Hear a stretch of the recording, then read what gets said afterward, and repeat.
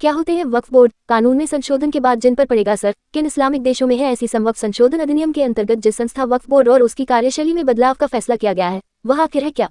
इन वक्फ बोर्डों के पास कितनी जमीन है?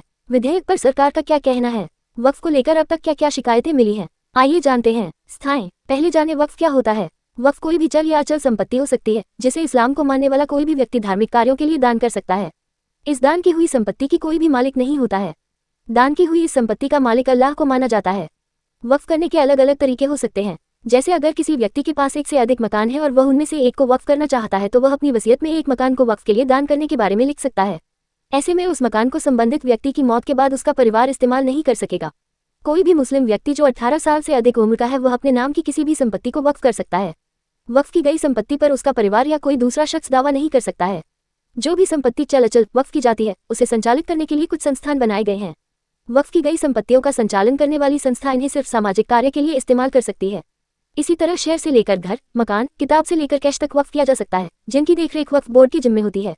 वक्फ बोर्ड क्या है? ये करते क्या हैं? वक्फ की संपत्ति का संचालन करने के लिए वक्फ बोर्ड होते हैं। ये स्थानीय और राज्य स्तर पर बने होते हैं। उत्तर प्रदेश, बिहार जैसे राज्यों में अलग अलग शिया और सुन्नी वक्फ बोर्ड भी हैं।